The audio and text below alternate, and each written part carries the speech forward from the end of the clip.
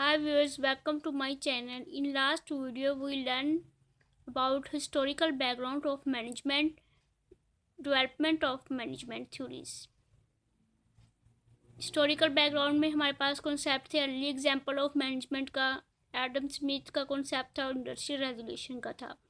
और management theory जो हमने रीड की थी वो scientific management, general administrative management theories, quantitative approach. Next हमारे पास है ऑर्गेनाइजेशन बिहेवियर। ऑर्गेनाइजेशन में जो कॉन्सेप्ट आ जाते हैं अर्ली एडुकेटर्स आ जाते हैं और हॉर्टन स्टडीज आ जाती है। Organization behavior. What is organization behavior? Organization behavior is the study of factors that affect how individual and the group act in organization and how organization manage their environment. First contribution इसमें early educators आ जाता है जो start हुई थी 18th century के and पे और 19th century के शुरू में। इम्पोर्टेंट कंट्रीब्यूशन किन लोगों का है इसमें? Robert Owen, Hugo Munsterberg, Mary Parker Follett, Chester Barnard. Early educators of hobbies. सबसे पहले रॉबर्ट ओवन जो कि बिलीव करता था कि concerns with the discipline working condition होने चाहिए और आइडियलिस्टिक वर्क प्लेस होना चाहिए। Improve labour was a smart investment होनी चाहिए। हैंगो मस्टबर्ग जो सजेस्ट करता था कि फील्ड ऑफ इंडस्ट्री साइंटिफिक होनी चाहिए, लर्निंग होनी चाहिए, एम्प्लॉयज़ की सिलेक्शन होनी चाहिए और लर्निंग थ्योरी कंसेप्ट होना चाहिए एक ऑर्गेनाइजेशन के अंदर और एम्प्लॉयज़ को मोटिवेट करना चाहिए। मैरी पार्कर बिलीव करता था कि one of the first recognize that organization could be view from perspective of individual और group behaviour. People oriented ideas होना चाहिए, साइंटिफिक मैनेजमेंट होनी चाहिए फॉरवर्ड्स के लिए।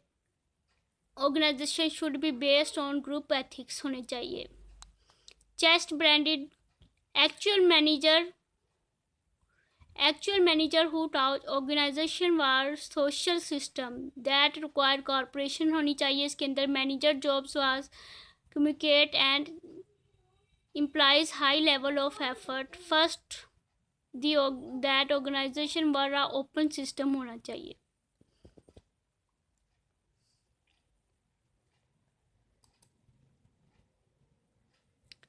Hawthorne study, a series of study conducted at the Western Electric Company work in 1924. The Hawthorne study were a part of free focus on managerial strategy, incorporating the psychological aspect of human behavior in organization. Management theories में other approach आ जाती है जिसके अंदर system approach है। System consist होता है, दो सिस्टम होते हैं सिस्टम के अंदर, ओपन सिस्टम और क्लोज सिस्टम। सिस्टम अप्रोच क्या है? System consist interacting element. It is a set of interrelated and interdependent part arrange in a manner that produce a unified whole. System approach के open system क्या है? Theory refer simply to concept that organisation are strongly influenced by their environment. Open system के अंदर environment organisation का किस तरह का होता है? इकोनॉमिक्स हो सकता है, पॉलिटिकल हो सकता है और सोशल नेचर का हो सकता है। In this diagram the organisation as a open system. क्या एनवायरनमेंट कैसा है और क्या उसका सिस्टम है और फीडबैक हमें कैसा मिलता है? इनपुट्स ऑर्गेनाइजेशन के अंदर सबसे पहले इनपुट्स लगाई जाती हैं। रॉ मटेरियल्स कहाँ से हासिल करना है, ह्यूमन रिसोर्स कैपिटल क्या होगा, टेक्नोलॉजी कौन कौन सी यूज़ करनी है, फिर उन्हें ट्रांसफॉर्मेशन की जाती है। एम्प्लॉयज़ वर्क एक्टिविटी के एम्प्लॉयज़ ने कितना काम करना है, मैनेजमेंट एक्टिविटी कौन कौन सी होंगी, टेक्नोलॉजी एंड ऑपरेशन मेथड कौन कौन से होंगे। उसके बाद हमारे पास आउटपुट हासिल होती है। Out product and services product and services, financial result, information, human result, ये हमें फीडबैक हासिल होता है। क्लोज सिस्टम क्या है? This approach allow managers and organisation theory to analyse problem and examine the internal structure of business with a little consideration of external environment। Contingency approach क्या है और कॉन्टीजेंसी अप्रोच की ये ज़रूरत क्यों महसूस हुई?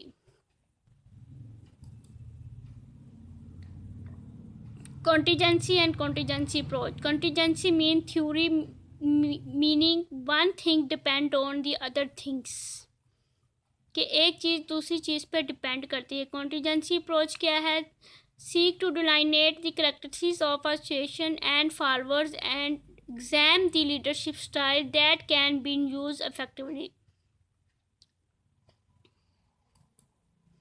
फैक्टर कौन कौन से हो सकते हैं कॉन्टीजेंसी थ्योरीज के अंदर?